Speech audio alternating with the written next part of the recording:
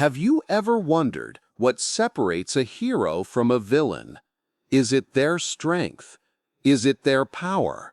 Or is it something far more subtle, something that happens in the quiet moments before a sword is drawn?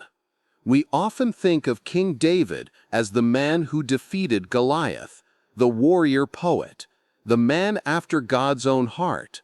But there was a moment, hidden in the dusty pages of history, where David almost became a mass murderer. He was seconds away from committing a horrific atrocity that would have stained his legacy forever. He wasn't stopped by an army, or a giant, or a prophet. He was stopped by a single woman, armed with nothing but bread, wine, and words. This is the story of how one woman's wisdom stood between a future king and his darkest impulse. Welcome to the wilderness of Judea. The year is roughly 1000 BC. If you close your eyes, you can almost feel the dry heat radiating off the limestone cliffs. This is not a place of comfort. It is a place of survival. In this rugged, unforgiving terrain, David is running for his life. He is not yet the king of Israel, sitting on a throne in Jerusalem. He is a fugitive, marked for death by the jealous King Saul. David is living in caves, moving through the shadows, leading a band of about 600 men. These weren't polished soldiers. They were outcasts, distressed men, debtors, and those discontented with Saul's rule. Leading a group like this in the desert requires resources, discipline, and a code of honor. Despite the desperate circumstances, David maintained a strict moral compass.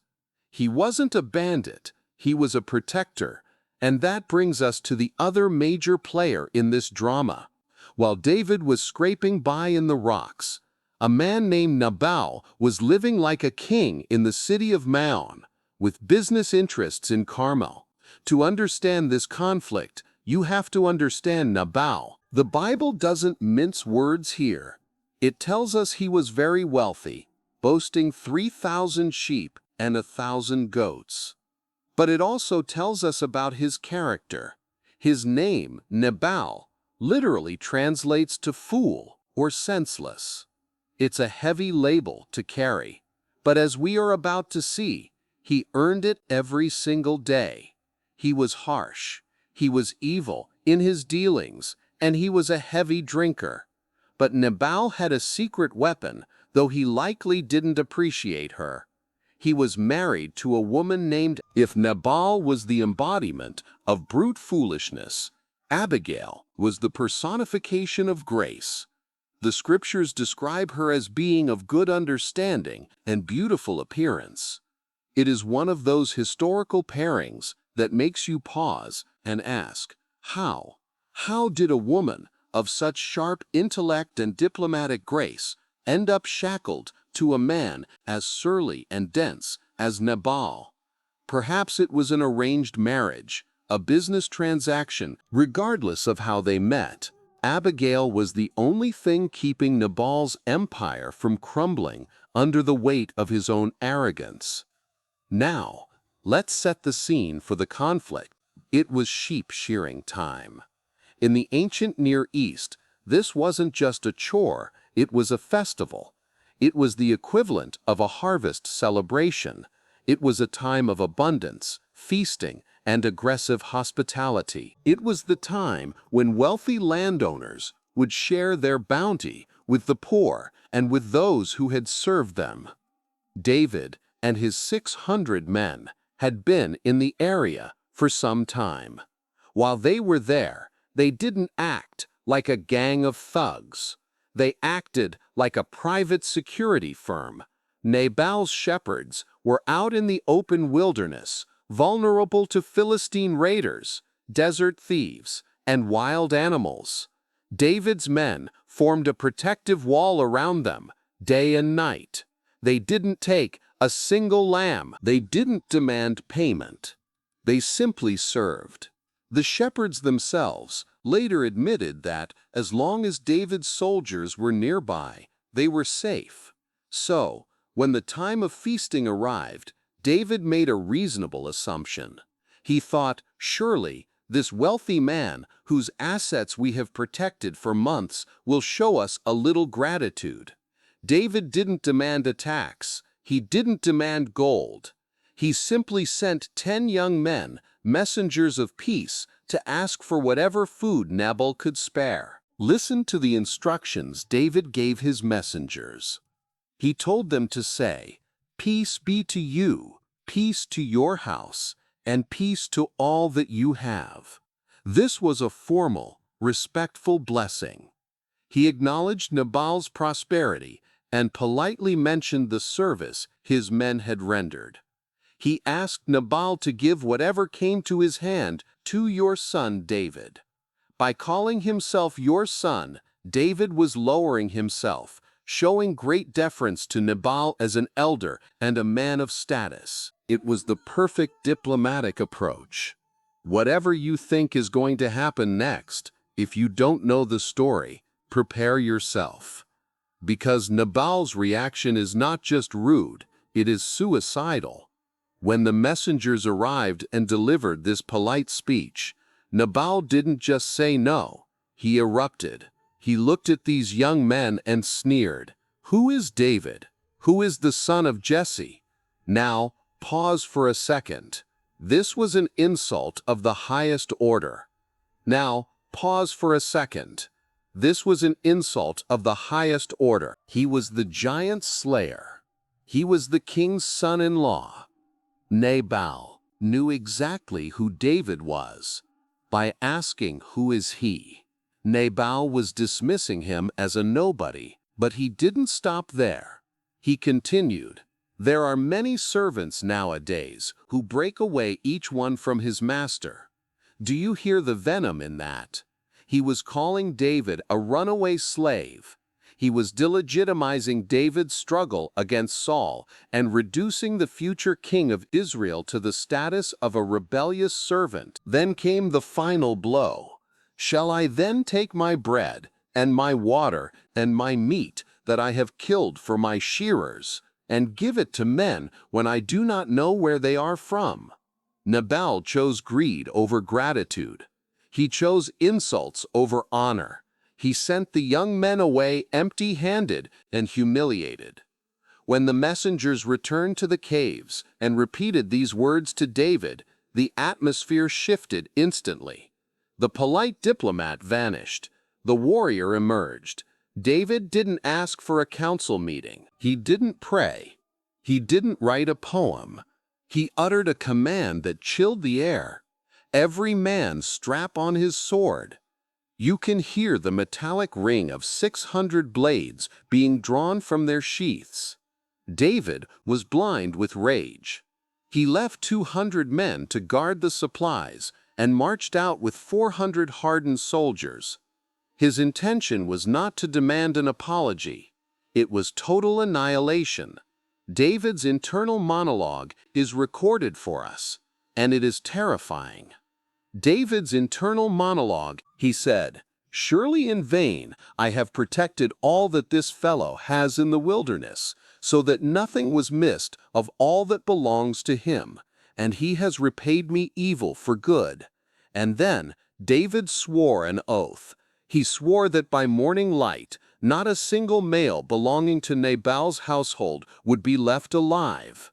This is a critical moment in the life of David.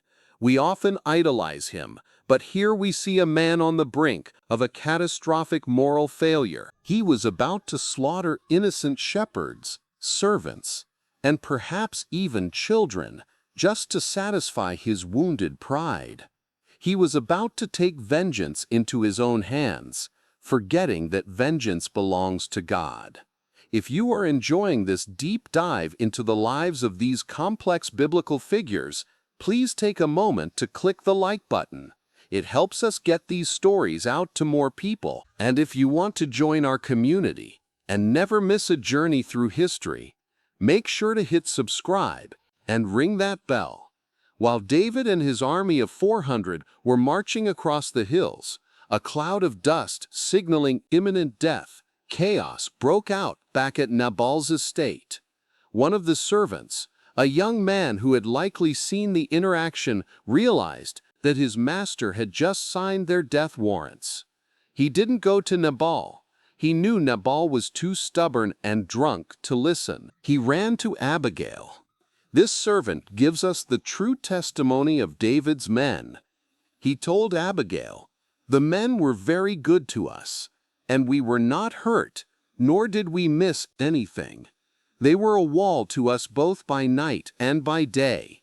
He laid out the reality of the situation. Harm is determined against our master and against all his household, for he is such a scoundrel that one cannot speak to him. Imagine being Abigail in this moment. You are married to a fool who has just insulted a warlord. An army is coming. Your husband is useless. The lives of your entire household, hundreds of people, rest on your shoulders. Most people would panic. Most people would flee. Abigail went to work. The Bible details her response with a sense of frantic urgency. She didn't wait. She didn't ask for permission. She took 200 loaves of bread, 2 skins of wine, 5 sheep already prepared, 5 seahs of roasted grain, 100 clusters of raisins, and 200 cakes of figs. She loaded them onto donkeys. This was a massive amount of food to gather instantly. It shows she was a woman of immense capability and management. She told her servants, "Go on before me. See, I am coming after you." But here is the key detail. She did not tell her husband, Nabal. She knew that involving him would only cause delay or disaster. She took the burden entirely upon herself. Now we have a cinematic collision course. On one side of the mountain, David and his 400 men are descending, fueled by adrenaline and rage, swords ready. On the other side, Abigail is riding a donkey, navigating the hidden ravines, racing against time. They met in a covert of the hill. When Abigail saw David, she didn't freeze. She dismounted quickly and fell on her face before him, bowing to the ground. This wasn't just fear. It was a calculated display of supreme humility. She positioned herself as a servant to a king, even before he was a king. Her speech to David is considered one of the most eloquent and persuasive speeches in the entire Bible. She began by taking the blame onto herself. "On me, my Lord, on me let this iniquity be." She asked David to ignore Nabal, validating David's anger by agreeing with him, "For as his name is, so is he. Nabal is his name, and folly is with him." But then she pivoted. She started speaking theology to the future king. She reminded David of who he was. She said, "The Lord has held you back from coming to bloodshed and from avenging yourself with your own hand." Do you see what she did there? She reframed the situation. She didn't say, "Please don't kill us." She said, "God is using me to stop you from sinning." She was protecting David's soul as much as she offered the food not to David directly, but to the young men who follow my Lord, again showing thoughtfulness. And then she made a prophetic declaration. She told David that God would certainly make him a sure house because he fights the battles of the Lord. She reminded him that when he eventually becomes ruler over Israel, he wouldn't want to have this grief or pang of conscience hanging over him, the memory that he shed blood without cause. She appealed to his better nature. She called him back to his high calling. She effectively said, "David, you are too great a man to do this small, petty, evil thing. Don't let a fool like Nabal turn you into a murderer." David stood there, the red mist of anger slowly fading from his eyes. He looked at this woman, surrounded by his armed men, And he realized she was right. The sword that was ready to strike was sheathed. David's response was immediate and filled with gratitude. He didn't feel emasculated by her correction. He felt saved by it. He said, "Blessed be the Lord God of Israel, who sent you this day to meet me. And blessed is your advice, and blessed are you, because you have kept me this day from coming to bloodshed." He accepted the gifts. He told her, "Go up in peace to your house. See, I have heeded your voice and respected your person." Disaster was averted. The army turned back. Abigail rode home. But the story has one final, dramatic twist. When Abigail returned to the estate, the contrast was sickening. She had just stared down an army and saved everyone's lives. And what was Nabal doing? He was holding a feast in his house, like the feast of a king. He was completely oblivious, celebrating his own victory of sending the beggars away, and he was exceedingly drunk. Abigail, once again demonstrating her wisdom, said nothing. She knew that speaking to a drunk man was futile. She waited. She carried the secret of how close he had come to death all through the night. When the morning light came and the wine had gone out of Nabal, she told him everything. She told him about the 400 men. She told him about the sword that had been hanging over his neck. She told him about the gift she had given. The Bible describes his reaction in terrifying medical detail. It says, "His heart died within him, and he became like a stone." It sounds like a massive stroke or a heart seizure induced by shock and terror. He was paralyzed. He lay there for 10 days, a prisoner in his own body, until the Lord struck Nabal, and he died. The justice that David wanted to exact with his sword came instead from the hand of God, in God's perfect timing. David didn't have to lift a finger. When David heard the news, he didn't rejoice in the death of a man, but he rejoiced in the judgment of God. He realized that by waiting, his hands were clean. And then, remembering the woman who had matched his spirit, who had shown wisdom equal to his own, David sent servants to propose to Abigail. She accepted, bringing her grace and intelligence into David's chaotic life, becoming a crucial partner in his journey to the throne. So, what do we take away from this dramatic slice of history? First, we see the incredible power of a soft answer. As the proverb says, "A soft answer turns away wrath." Abigail didn't fight fire with fire. She fought fire with water. In our own lives, when we are faced with aggression or anger, our instinct is to escalate. Abigail teaches us that humility and de-escalation are not signs of weakness. They are the ultimate signs of strength. Second, we learn the danger of unchecked anger. David was a man after God's own heart, yet even he was susceptible to blind rage.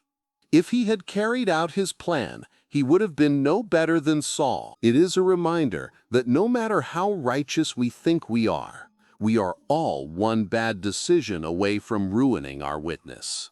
We need people like Abigail in our lives, people who are brave enough to stand in our way and speak truth to us when we are losing control. And finally, we see that justice belongs to God. Nabal was a wicked man. He deserved punishment. But it wasn't David's job to execute it out of personal spite. When we let go of our need for revenge, we make room for God to work. And God's justice is always more perfect and more complete than anything we can manufacture with our own hands. Maybe you are dealing with a Nabal in your life right now. Someone difficult, unfair, or foolish. Or maybe you are feeling like David, pushed to the edge, ready to snap, ready to take matters into your own hands. Let this story be a reminder. Pause. Breathe. Listen for the voice of wisdom. Put down the sword. Thank you so much for watching this story unfold. If Abigail's wisdom inspired you, or if David's restraint challenged you, let us know in the comments below. We love hearing your thoughts. And please, don't forget to like this video and share it with a friend who might need a reminder that patience pays off. Subscribe to the channel for more beautifully animated, deep-dive biblical stories. Until next time, may you walk in wisdom and peace.